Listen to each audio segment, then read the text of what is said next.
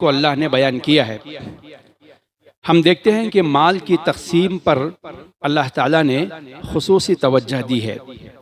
इंसान जो माल कमाता है, माल कमाने के बाद उसकी ज़िंदगी में माल कैसे तकसीम हो, किन किन पर वो माल अपना खर्च कर सकता है, और फिर उसके इंतकाल के बाद माल उसके वारिसों में कैसे तकसीम हो।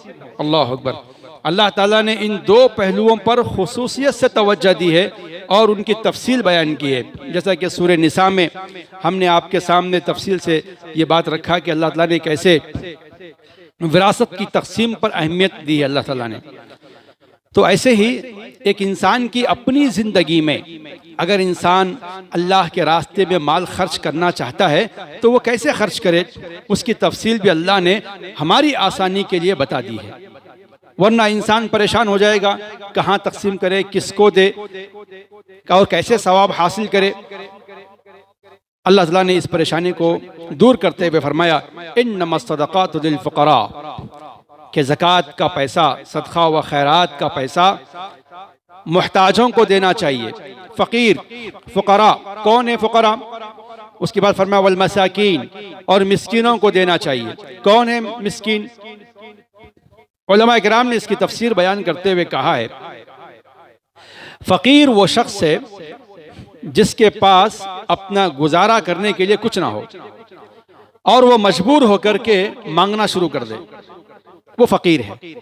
जो दस्ते सवाल दराज करे, बाहर निकल के मांगे, वो जो है फ़कीर है, उसे देना चाहिए। ज़कात का पैसा भी आप उसे दे सकते हैं। लेकिन आजकल एक सवाल बार बार आ रहा है, चूँकि बहुत सारी वीडियोस वायरल हो रही हैं जिसमें ख़वातीन और बहुत सारे लोग मुसलमानों का भेष अपना कर आ रहे हैं और पैसा मांग रहे हैं। क्या उनको देना चाहिए, नहीं देना चाहिए? पहली बात तो ये है कि आप उनको अपनी ज़कात की असल रकम ना दें।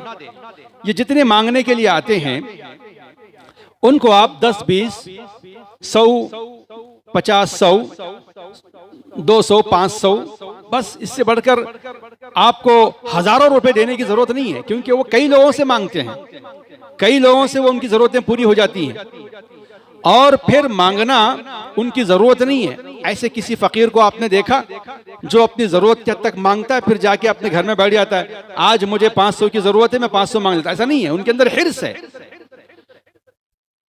तो जो लोग मांगते हैं उनको कुछ ना कुछ तो देना चाहिए, डांटने का हक नहीं है। वो अम्मस्साइला फला तनहर, मांगने वाले को ना डांटो। डांटने से मना किया, मांगने वाला गैर मुस्लिम रहे तब भी नहीं डांटना चाहिए, डांटने का हक नहीं है। हम देखते हैं कि बहुत से वीडियोस में डांटा जा रहा है। उनको नसीहत कीजिए कि आप ये अपने भेष में मुसलमानों के भेष में ना आए, बुरखे में ख़वातीन ना आए, या टोपी पहनकर, जुब्बा पैजामा पहनकर आके वो मांग रहे हैं। और इस सिलसिले में दुनिया वालों को हम ये मैसेज देना चाहते हैं कि दीगर कौम के लोग क्यों मुसलमानों का भेष अपना के आते हैं? इसलिए कि अल्लाह की कसम, देने वाली कौम सिर्फ मुस्लिम कौम है, सिर्फ मुस्लिम कौम है।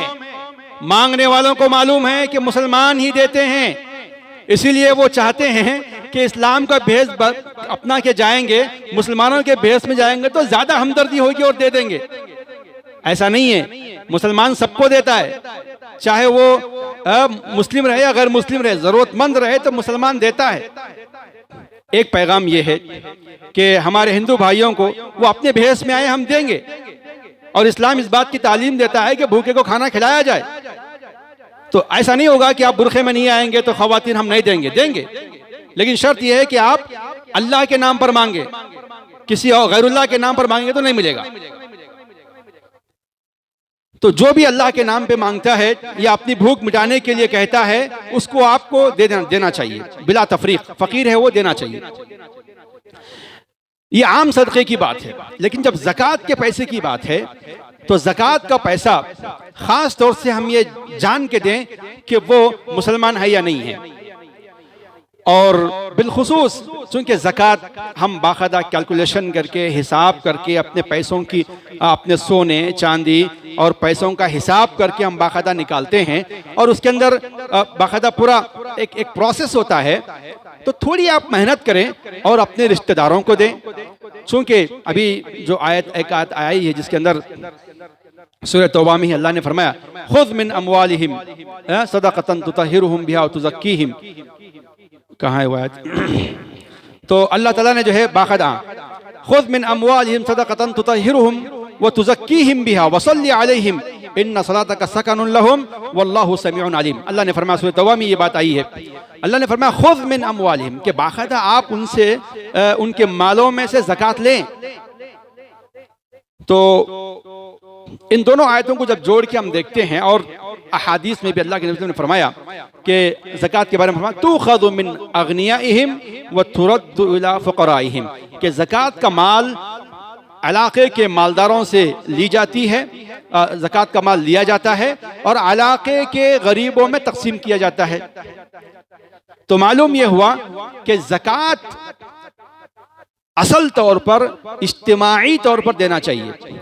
इनफरादी ज़कात देना अदा तो हो जाएगा, सवाब तो मिल जाएगा, लेकिन उसके जो समाजी फ़ायदे हैं, इस्लाम ने इसके जो समाजी फ़ायदे रखे हैं इज्तिमाई ज़कात के, उससे हमारी सोसाइटी महरूम हो जाएगी और महरूम हो रही है। ज़कात एक हमारा वेल्थ पावर है, इकोनॉमिक एनर्जी है, जिसे हम डिस्प्यूट कर रहे हैं, उसको मुंतशिर कर रहे हैं, बिखेर रहे हैं।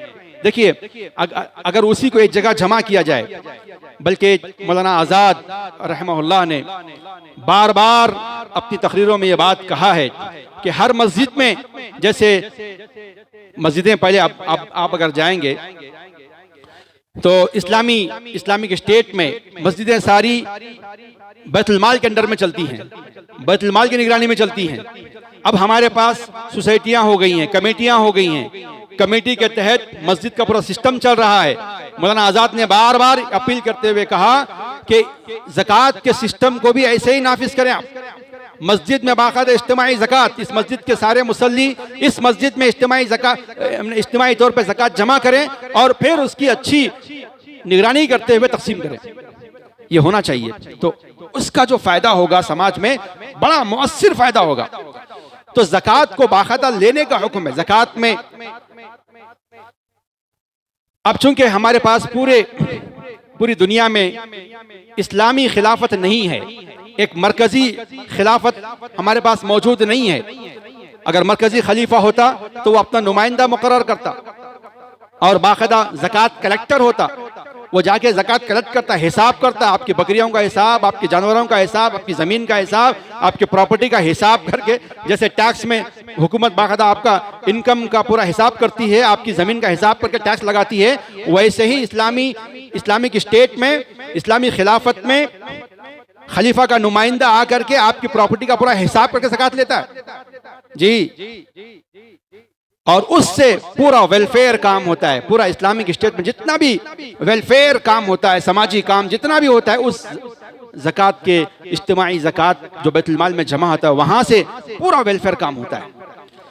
अब चूंकि ऐसा मरकजी कोई ये पिछले 100 साल से मुसलमान इससे दो चार हैं, तो अब क्या किया जाए?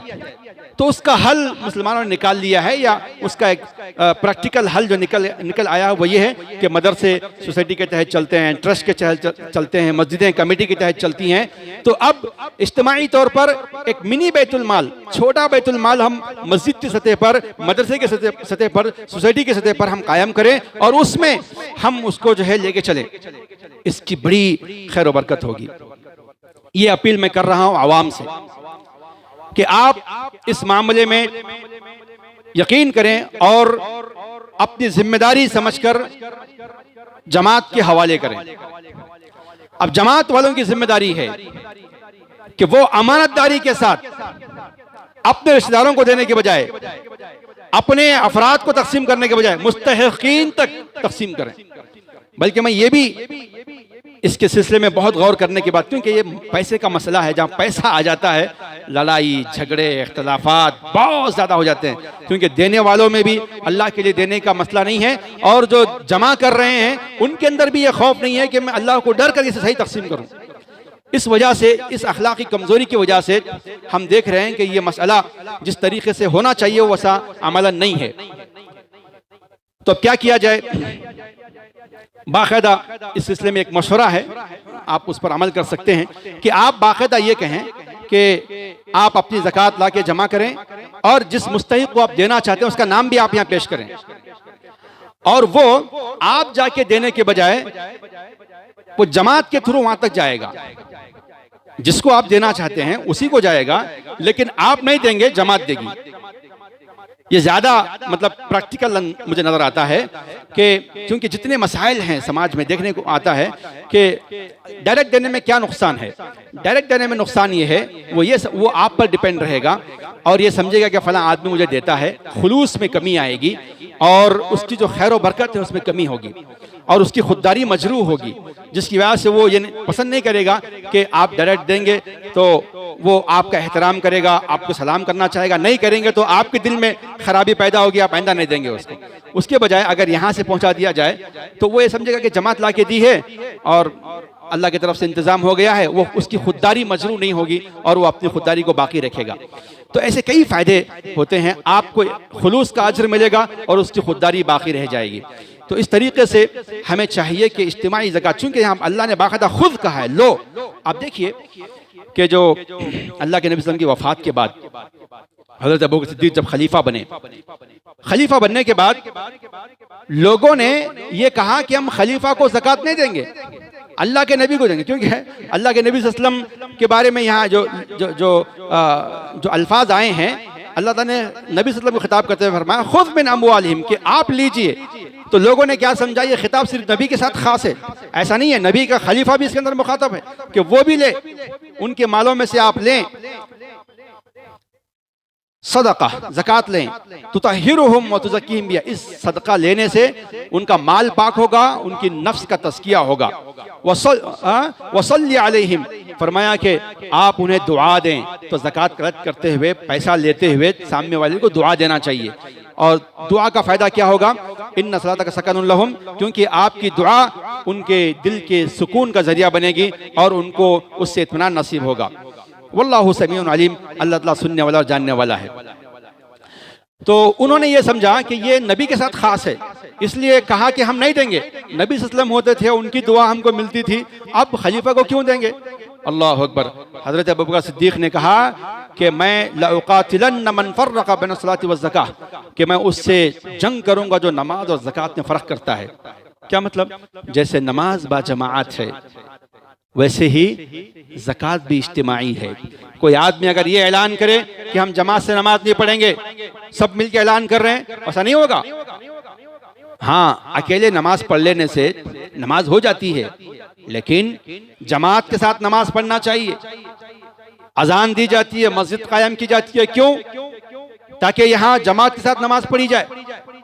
ऐसे ही इज्तिमाई ज़कात होनी चाहिए। ज़कात खलीफा को देना चाहिए, जो नहीं देगा मैं लड़ूंगा उससे। कहा हज़रत उमर रज़ियल्लाहु अन्हु ने बहुत मुखालफत की, लेकिन बाद में उनको भी समझ में आई कि वाक़तन है अबू बकर का यह मुद्दा बहुत सही है।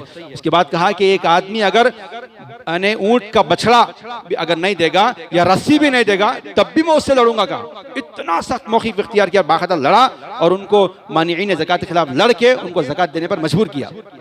तब एक इस्लामिक स्टेट जो है, वेलफेयर स्टेट कायम होने में कामयाबी मिली, वरना क्या होता? वरना मुंतशिर हो जाते, पहले ही मुंतशिर हो जाते।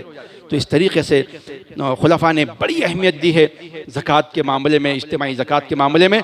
हमें भी आज उम्मत मुस्लिमा जिस सुन्नत को भुला चुकी है उसमें से ये एक सुन्नत इज्तिमाई तौर पर भुला चुके हैं। हमारे बड़े भी, छोटे भी, उलमा भी, जिम्मेदारान भी, आवाम भी, सब इस जुर्म में शरीक हैं। और जितना जल्दी हम इससे रुजू करेंगे अल्लाह की रहमत उतना करीब आएगी। देने वाला समझता है कि मेरी बात चले, लेने वाला समझता है कि मैं जहाँ चाहूँ खर्च करूँ। दोनों को भी अपनी इस्लाह करने की जरूरत है और दोनों को भी अल्लाह से डर कर मुस्तहिकीन तक बात चीज़ को पहुंचाने की ज़रूरत है। इसमें दोनों भी सुधरेंगे तो ही ये बात जो बन पाएगी और मामला आगे बढ़ पाएगा। बहरहाल इज्तिमाई बात अगर है तो वो होना चाहिए, अगर ना हो तो उस सिलसिले में क्या किया जाए? फरमाया फ़कीरों को दिया जाए, मसाकीन मिस्कीन को दिया जाए। कौन है मिस्कीन? मिस्कीन वो है जिसका आधा खर्चा हो जाता है, आधा बचता है, उसे कर्जा लेना पड़ता है, अपने अखराजात को पूरा करने के लिए कर्ज लेना पड़ता है। कमाई उसकी 10,000 है, खर्च उसका 15,000 है। घर में जो है बीमार हैं, दवाइयाँ हैं, ये खर्चा वो खर्चा, इतना खर्च है कि बेचारा उसको भी देना चाहिए, उसको भी ज़कात दी जा सकती है। लोग कहते हैं कि भाई उसके पास जाती घर है, अरे उसके पास गाड़ी है। अरे गाड़ी घर होने से क्या ज़कात का मुस्तहिक नहीं होगा? वो यकीनन मुस्तहिक होगा। क्यों? इसलिए कि उसका डेली का खर्चा पूरा नहीं हो रहा है, माहाना अखराजात उसके ज़्यादा हैं, उसके बीवी बच्चों का अखराजात ज़्यादा हैं। तो लोग जो है ना उसकी गाड़ी को देख करके, उसके घर को देख कर, जाती घर है, अरे जाती घर होने से वो मुस्तहिक ज़कात नहीं होगा, यकीनन होगा। क्योंकि मसाकिन कहते हैं जिसके पास सकन मौजूद हो, नफ़का ना हो। मिस्किन उसी को कहते हैं, सकन तो मौजूद है, नफ़का नहीं है, यानी घर मौजूद है, खाने को नहीं है, पीने को नहीं है, क्या करेगा वो? तो वो भी मुस्तहिक है। फ़कीर वो है जिसके पास कुछ नहीं है, वो मांगता है। तो बहरहाल फ़ुक़रा और मसाकीन को देना चाहिए, और ख़ास तौर से अपने रिश्तेदारों में देना चाहिए। और अगर रिश्तेदार पड़ोसी है तो उसको ज़्यादा देना चाहिए, क्योंकि ज़कात देने का सवाब मिलेगा, रिश्तेदार को देंगे दोहरा सवाब मिलेगा। अगर वो रिश्तेदार पड़ोसी है तो 3 गुना सवाब मिलेगा। इसीलिए हमें चाहिए कि नेकियां कसरत से करने की कोशिश करें और इस मैदान में इसका खास ख्याल रखें। वल आमिलीना अलैहा, और ज़कात ज़कात जो कलेक्ट करते हैं उनको भी ज़कात का पैसा दिया जा सकता है। ये कौन देगा? हुकूमत देगी, या जो ज़कात कलेक्ट करने के लिए भेजते हैं वो ज़कात कलेक्ट करने के बाद उसमें से देंगे। आज चूंकि हुकूमत नहीं है तो इसमें कौन आते हैं? वल आमिलीना अलैहा। उलमा कहते हैं कि इसके अंदर ये लोग नहीं आते हैं, वल आमिलीना फ़ीहा होते हैं। मदारिस वाले जो ज़कात जमा करने के लिए घूमते हैं, वल आमिलीना फ़ीहा में वो आएंगे, अलैहा में नहीं आएंगे, ये कहते हैं। लेकिन चूंकि आज मरकजियत नहीं है, उसी पर क़ियास करते हुए ये जो ज़कात जमा करते हैं उनके साथ मदरसे वाले उसमें उनको देते हैं, तो इसमें कोई हरज की बात नहीं है। खुद अल्लाह ने कहा है दीन का काम करो, जमा करो, ज़कात का पैसा जमा करो, उसके लिए मेहनत करो, उसमें जो पैसा है, जो टाइम लगा रहे हो, वो टाइम में तुम पैसा ले लो। अगर अमानतदार लोग, पढ़े लिखे लोग, जनातदार लोग मैदान में नहीं आएंगे और तो फिर आम लोग आएंगे, उससे वक़ार घट जाएगा। तो इसमें चाहिए कि हज़रत उमर को नबी सल्लल्लाहु अलैहि वसल्लम ने भेजा था ज़कात जमा करने के लिए। जब वापस आए तो नबी सल्लल्लाहु अलैहि वसल्लम ने उसमें से हज़रत उमर को दिया। हज़रत उमर ने कहा अल्लाह के रसूल मैं इसके लिए नहीं किया था। कहा कि नहीं किए थे आप, मैं जानता हूँ, लेकिन आप इसको रखो, आपके पास पैसा ज़्यादा हो जाएगा। कहा कि नहीं मेरे पास पैसा मौजूद है। कहा नहीं रख लो, कोई ज़रूरत पूरी हो जाएगी। कहा मुझे कोई ज़रूरत नहीं है। कहा कि तुम रख लो, पैसा सेव हो जाएगा ये। फिर कहा कि नहीं, कहा नबी सल्लल्लाहु अलैहि वसल्लम ने ये रख लो, जो अपनी मर्जी में जहां वहां सदका कर दो। लेकिन दिया, लेकिन क्या किया? हज़रत उमर को पैसा ज़कात का दिया। क्यों दिया? ताकि उम्मत में आइंदा भी ये चीज मौजूद रहे, ये चीज होना चाहिए। हज़रत उमर खुददारी दिखा रहे थे, लेकिन अल्लाह के नबी ने दिलदारी दिखाई। उलमा ऐसे बहुत से होते हैं जो बड़े खुददार होते हैं, जिनका काम करने वाले ऐसे होते हैं जो बड़े खुददार होते हैं, इनकार करते हैं। लोग अच्छी बात है, हाँ नहीं हाँ ठीक है बोलते, देने की कोशिश करते, नहीं तो जेब में रख लेते। नहीं, उनको देना चाहिए, जबरदस्ती देना चाहिए, घर भिजाना चाहिए, जेब में रखना चाहिए। ये अखलाक है, ये खूबसूरती है कि वो खुददारी दिखा रहे हैं। तो आप क्या करेंगे? अच्छा ठीक है बोल के आप अपने पास रख लेंगे? नहीं होना चाहिए, देना चाहिए। तो खुददार उलमा को पहचानने की ज़रूरत है, खुददार लोगों को पहचानने की ज़रूरत है और उनको देना चाहिए। यही खूबसूरती है कि आलिम जो है खुददार रहे और जो मालदार है वो दिलदार रहे। यही यहाँ उल्टा हो रहा है। जो लोग जो है थोड़ा अच्छा बोलना सीख जाते हैं वो हरीस बन गए हैं, पैसों के पीछे पड़े हुए हैं, और जो मालदार हैं वो खुददार को पहचानते नहीं, उनको देते नहीं। इसकी वजह से क्या हो रहा है? पूरी समाज में गड़बड़ी हो रही है। मालदारों से भी मसला है ये, उलमा से भी मसला है ये। तो समझते नहीं है, मुखलिसीन की कदर नहीं करते हैं, उनका एहतराम नहीं करते हैं। इसकी वजह से जो लोग जो है चालबाज हैं वो फायदा उठाते हैं। तो वल आमिलीना अलैहा में इन चीज़ का खास ख्याल करने की ज़रूरत है। वल मुअल्लफ़ति क़ुलूबुहुम, फरमाया कि जो लोग नए नए इस्लाम में आए हैं तो उनको भी मदद करनी चाहिए, परेशान हैं तो, या जो गैर मुस्लिम हैं उनको देने से वो हमारा सपोर्ट कर सकते हैं, मदद कर सकते हैं, खड़े रह सकते हैं, हमारे काम आ सकते हैं, इस्लाम के लिए, मुसलमानों के लिए हमदर्द हैं। तो उनको भी ज़कात के पैसे में से दिया जा सकता है। ये कौन देंगे? हर कस नाकस नहीं देगा, ये बाकायदा सोसाइटी, कमेटी, खिलाफत और हुकूमत बैठ के फैसला करके ये डिसीजन लेगी, या हम भी अगर ऐसा समझते हैं तो अड़ोस पड़ोस वालों को दे सकते हैं। वो फिर रिकाब फरमाया कि गर्दन आज़ाद करने के लिए, उस ज़माने में ग़ुलामी का सिस्टम था, तो ग़ुलामों को आज़ाद करने के लिए भी ज़कात का पैसा दे सकते हैं। और आज उलमा इकराम ने बिल्इत्तिफ़ाक़ ये कहा है कि वो फिर रिकाब में कैदी लोग दाखिल हैं, जो मुसलमान नौजवान खामखा उसके मामले में पकड़े जाते हैं, जेलों में भर दिए जाते हैं, उनको जेलों से निकालने के लिए भी ज़कात का पैसा खर्च किया जा सकता है और करना चाहिए।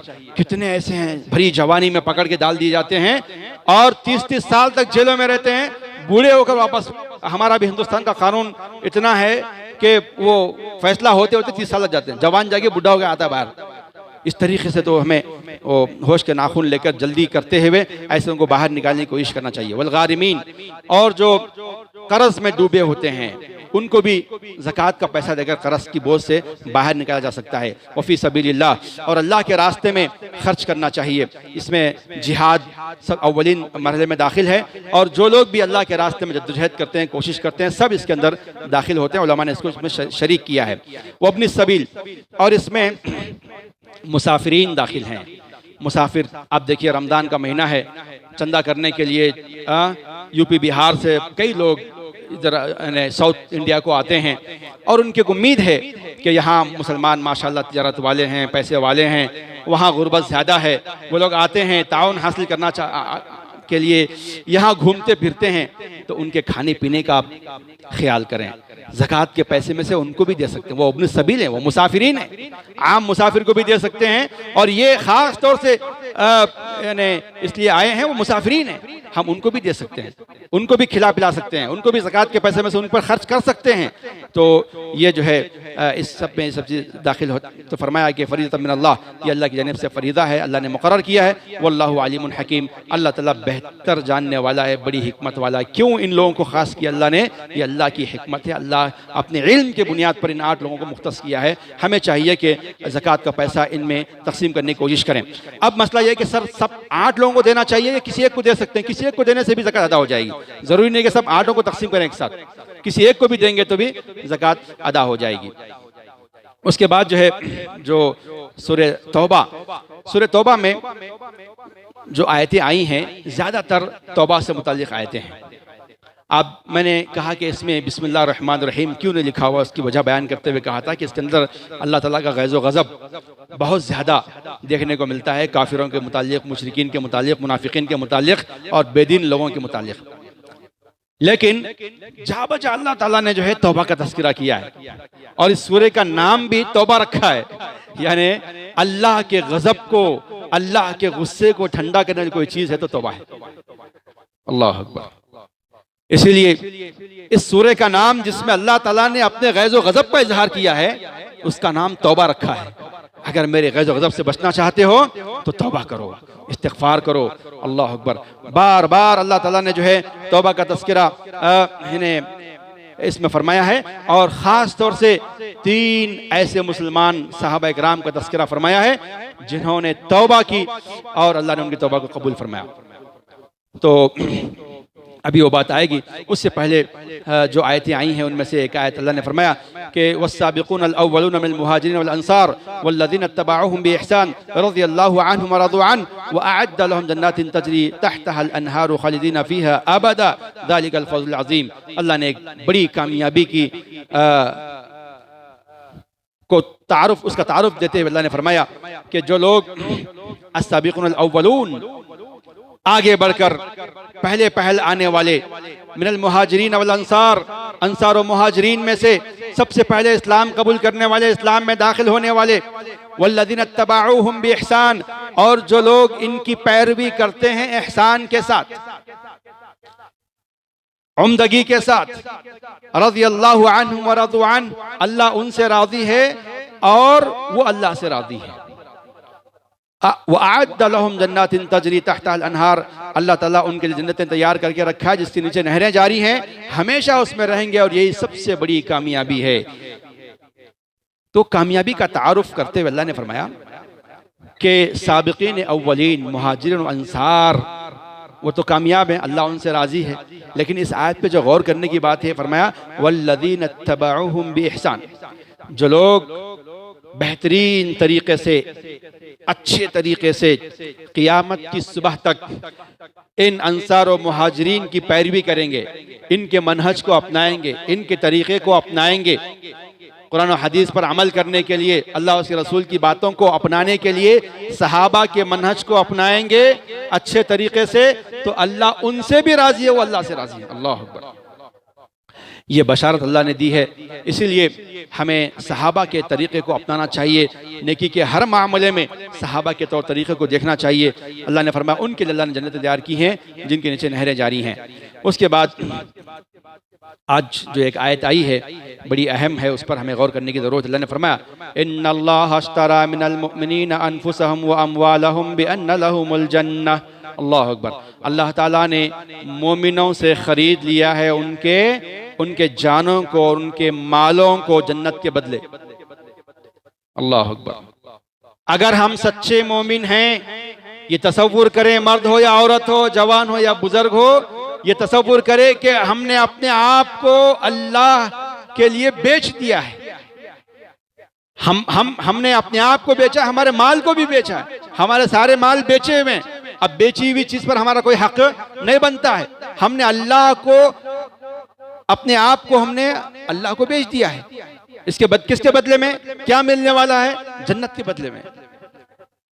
तो इसका मतलब ये हुआ कि हमें अपनी अना, अपनी पसंद, अपनी मैंपन कुछ नहीं होना चाहिए। अल्लाह उसके रसूल के सामने अपने आप को सरेंडर करना चाहिए। क्यों? ये तसव्वुर करें कि मैं बिका हुआ हूँ, जन्नत के बदले अल्लाह ने मुझे खरीद लिया है। जब मैं बिका हुआ हूँ तो फिर मुझे अल्लाह उसके रसूल की बातों को मानना चाहिए और उनकी तालीमात के मुताबिक अपने आप को अपनी ज़िंदगी गुजारने की कोशिश करना चाहिए। क्या फरमाया? युकातिलून फी सबीलिल्लाहि फयुक्तलून व युक्तलून। अल्लाह के रास्ते में लड़ते हैं, वो कत्ल भी होते हैं, कत्ल भी करते हैं। वअदन अलैहि हक़्क़न फित तौरात वल इंजील वल कुरान। अल्लाह ने ये वादा किया उनके साथ, हक़ के साथ, तौरात में भी, इंजील में भी, कुरान में भी। वमन औफ़ा बिअहदिही मिनल्लाह फस्तबशिरू बिबैइकुमुल लज़ी बायअतुम बिही व ज़ालिका हुवल फ़ौज़ुल अज़ीम। अल्लाह ने फरमाया कि खुशखबरी है उन लोगों के लिए जिन्होंने बैअत की है कि आपको बहुत बड़ी कामयाबी नसीब होगी। उसके बाद तौबा करने वालों के बारे में फरमाया कि अत्ताइबून, तौबा करने वाले कौन हैं? जो अल-आबिदून, अल-हामिदून, अस्साइहून, अर्राकिऊन। तौबा करने के बाद वो अपने आप को सुधार लेते हैं और सारे नेकी के काम में आगे बढ़ जाते हैं। इबादत करने वाले होते हैं, अल्लाह की हम्द बयान करने वाले होते हैं, तस्बीह बयान करने वाले होते हैं, रुकू करने वाले होते हैं, सजदा करने वाले होते हैं, अल आमिरून बिल मारूफ वन नाहुन अनिल मुनकर, भलाई का हुक्म देते हैं, बुराइयों से रोकते हैं। वल हाफिज़ून ली हुदूदिल्लाह, अल्लाह की हुदूदों की हिफाजत करते हैं। हलाल और हराम की जो अल्लाह ने हद मुकर्रर की है वो हद को जानकर हलाल को इख्तियार करते हैं, हराम से रुक जाते हैं। तो ये तौबा करने वाले होते हैं। तौबा का मतलब क्या है? तौबा, सच्ची तौबा ये है कि आदमी गुनाहों पर पहले शर्मिंदा हो और ना करने का इरादा करे, अल्लाह से माफी मांगे, फिर अपनी जिंदगी को उस रास्ते से हटाकर नेकी के रास्ते पर लगा दे। फरमाया अत्ताइबून, तौबा करने वालों की तारीफ। फरमाया कि उसके बाद, तौबा के बाद सिर्फ तौबा करके अल्लाह अल्लाह कह के फिर अपनी इस पे वैसे ही लगे हुए हैं, ऐसा नहीं होना चाहिए। लोग हज करके आते हैं, अपना हराम का कारोबार वैसे ही जारी होता है, और जाके उम्रा करके आते हैं, जैसी जिंदगी पहले थी अभी भी वैसी ही होती है, आने के बाद कुछ भी तब्दीली नहीं होती है। ऐसा नहीं होना चाहिए, तब्दीली आनी चाहिए। तौबा करने के बाद, अल्लाह से माफ़ी मांगने के बाद अपने अंदर नेकी का जो है पहलू गालिब होना चाहिए। उसके बाद आखिर में जो आयतें आई हैं, एक आयत पर मैं अपनी बात ख़त्म करना चाहता हूँ। फरमाया वमा कानल मुमिनून लियनफिरू काफ़ा। फरमाया कि फलौला नफ़रा मिन कुल्लि फ़िरक़तिन मिनहुम ताइफ़तुन लियतफ़क़्क़हू फ़िद्दीन वलियुनज़िरू क़ौमहुम इज़ा रजअू इलैहिम लअल्लहुम यहज़रून। अल्लाह ने फरमाया कि सारे मोमिनों को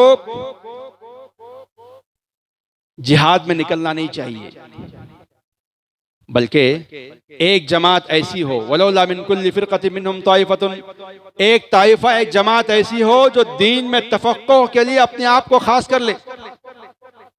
तो मालूम यह हुआ कि सिचुएशन कितने भी टफ क्यों ना रहें, हालात कितने भी गंभीर क्यों ना रहें, एक टीम ऐसी हो जो बाकायदा इल्म दीन सीखे, इल्म सीखे और सिखाए, दीन का काम करते रहे, चाहे वो जिहाद में गई हो, रास्ते में हो, तो वहां पर भी उसको चाहिए कि वो अपने पढ़ाई के लिए, लिखाई के लिए टाइम मुख्तस करे और उसके लिए एक टीम मुकर्रर हो जो बाकायदा सीखे। वल्युन्दिरु कौमहम इज़ा रजअू इलैहिम, और जब वो वापस हों तो अपनी कौम को दीन की तालीमात से आगाह करें और उन्हें मुतनब्बह करें। तो मालूम ये हुआ इस आयत से उलमा ने बहुत सी बातें मुस्तंबत की हैं। फरमाया कि बाकायदा हमारे पास अलग अलग टीम होनी चाहिए। एक टीम हो जैसे फौज होती है, फौज का काम है मुकाबला करना, उलमा का काम है दीन का इल्म सीखना और सिखाना, और इसी तरीके से एक टीम डॉक्टरों की होनी चाहिए, एक टीम इंजीनियर्स की होनी चाहिए, एक टीम साइंटिस्ट की होनी चाहिए, एक टीम मुख्तलिफ हर फील्ड में एक टीम होनी चाहिए। और वो टीम अब उसका जो काम है वो काम पूरी अमानतदारी से करे, जनादारी से करे। तो बाकायदा एक थिंक टैंक को उम्मत मुस्लिमा का हिंदुस्तान में आज़ादी के बाद हमें अफसोस होता है कि जो लोग चले गए, जो यहाँ बचे हुए थे उनमें जो लीडरशिप थी उनको एक थिंक टैंक बना करके पूरे उम्मत मुस्लिमा में एक ऐसा इनकलाबी काम करना चाहिए था कि हर टीम को, हर शख्स अपने अपने काम पर लगे और सब मिलके उम्मत मुस्लिमा के लिए काम करें। लेकिन अफसोस का मसला ये हुआ कि हर एक अपने अपने इसमें मगन हो गया, बहुत से लोग अफसोस में रह गए और पस्त हिम्मत हो गए, हिम्मत हार गए, और बहुत से लोग चले गए, इधर उधर चले गए, और जो यहाँ बचे रहे वो कमज़ोर लोग बचे रहे और उन्होंने अपनी कोई प्लानिंग नहीं की, जिसकी वजह से पिछले 70 साल से हम परेशान हैं। आज भी हमें ज़रूरत है, देखिए अभी वक्फ अमेंडमेंट बिल के मामले में कितना एहतजाज हो रहा है, लेकिन कोई उसका असर नहीं हो रहा है। इसकी क्या वजह है? इसकी वजह यही है कि हमारे पास एक थिंक टैंक नहीं है, काम करने का एक तरीका नहीं है, लाए अमल नहीं है, हमें क्या करना चाहिए, हमारे पूरे इंटेलेक्चुअल सब एक प्लेटफॉर्म पर नहीं है, सब मुंतशिर हैं, थोड़ी देर के लिए जमा होते हैं फिर बिखर जाते हैं, हर एक का अपना मफाद है, कोई एक दूसरे को आगे बढ़ाना नहीं चाहते हैं, कौम के लिए मिलकर काम करना नहीं चाहते हैं, कुर्बानी देना नहीं चाहते हैं। हर कोई चाहता है कि अभी मैं बड़ा बन जाऊं और अभी सब कुछ मुझे मिल जाए। ये चीज़ नहीं होनी चाहिए। हम जितना ज़्यादा इसमें ताख़ीर करेंगे उतना ही हमें नुकसान होगा। एक अलग अलग टीम होनी चाहिए, एक थिंक टैंक हो जो सबको कंट्रोल करे और सबका फ़ायदा उम्मत को पहुँचे। अगर हम ये काम करेंगे तो इंशाअल्लाह बाईद बात नहीं है कि जो खोया हुआ वक़ार है वो वापस मिल जाए। बहरहाल दुआ है रब्बुल आलमीन से कि आज की तरावीह में सूरह तौबा की तिलावत हमने सुनी है, उसमें जो बातें, जो आयतें हमारे सामने आई हैं उनमें गौर करने और उनके मुताबिक अमल की तौफीक अता फरमाए। आमीन व अल्हम्दुलिल्लाहि रब्बिल आलमीन।